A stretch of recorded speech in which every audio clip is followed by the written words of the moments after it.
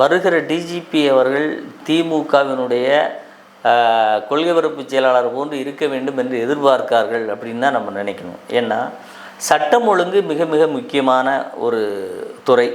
அதை வைத்திருப்பவர் இன்றைக்கு இருக்கக்கூடிய முதலமைச்சர் ஸ்டாலின். தன்னுடைய துறைக்கு கீழ் இருக்கிற ஒரு சட்டம் ஒழுங்கு காவல்துறையில் டிஜிபி இல்லை என்பதே முதலமைச்சருக்கும் அந்த துறைக்கும் ஒரு அவமானம்.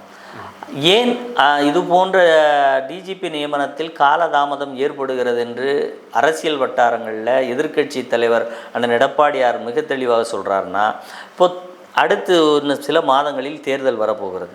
இப்படி தேர்தல் வரப்போகிற நேரத்தில் அவர்கள் விரும்புகிற, அவர்கள் சொல்வதை மட்டுமே செய்கிற ஒரு டிஜிபியாக அவர்கள் தேர்வு செய்து விட்டால் மட்டும்தான் அவர்களால் இந்த தேர்தலை எதிர்கொள்ளவே முடியும். வேறு அதாவது சிறந்த அதிகாரிகள் நியமிக்கப்பட்டு விட்டால் இங்கே இருக்கக்கூடிய உண்மை நிலை வெளியே வந்தால் இந்த 4.5 ஆண்டுகளில் அவர்கள் சட்டம் ஒழுங்கில் மறைத்து வைத்திருக்கிற தகவல்கள் வெளியே வந்துருமோன்னு பயப்படலாம். ஒன்று. இரண்டாவது, இங்கே இருக்கக்கூடிய சட்டம் ஒழுங்கை பற்றி அவர்கள் கவலைப்படவும் இல்லை என்று சொல்லணும். மக்களை பற்றி இப்போ சட்டம் ஒழுங்கு சிறப்பாக இருந்தால்தான் மக்கள் சிறப்பாக இருக்க முடியும்.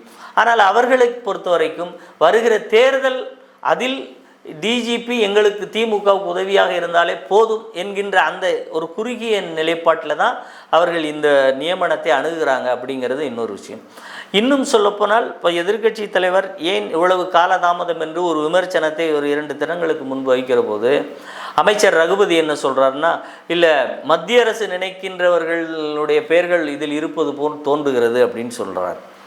மத்திய அரசு கொடுக்குறது தான் சார் எடுத்துக்கணும். ஆமாம், அதான் யூபிஎஸ்சி ஒரு பரிந்துரையை அனுப்புகிறது. நீங்கள் யூபிஎஸ்சிக்கு பரிந்துரை கொடுக்கணும். அவங்க யூபிஎஸ்சி ஒரு 3 நபர்கள் கூட இந்த பரிந்துரையை அனுப்புவாங்க. அதில் நீங்கள் ஒன்றை நியமிக்கணும். ஆனால் இப்போ அவர் உள்நோக்கம் கற்பிக்கதை சொல்கிறார்.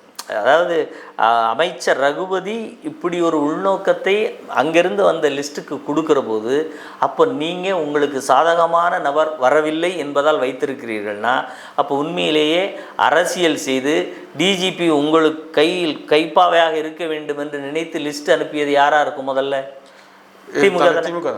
அப்போ தமிழக அரசு சார். தமிழக அரசுன்னு திமுக அரசுங்கிறது வேற இல்லைல்ல. திமுக கட்சியின் சார்பாக போட்டியிட்டு வென்றவர்கள் ஆட்சி செய்கிறார்கள். அதனால் திமுக அரசுன்னு சொல்கிறது ஒன்றும் பெரிய தவறு கிடையாது. அப்போ இந்த திமுக அரசு என்ன அனுப்புகிறது? இப்போ நீங்கள் அனுப்பியது உங்கள் கைப்பாவைகளா? அந்த கேள்வி எழுகிறது இல்லையா? அப்போ ஏன் சார் காவல்துறையில் டிஜிபி யாராக இருந்தால் என்ன, உங்களுக்கு அந்த துறை சார்ந்த அமைச்சர் உங்களுடைய முதலமைச்சராக இருக்கிறாரு, உங்கள் முதலமைச்சர் மேலே உங்களுக்கு நம்பிக்கை இல்லையா?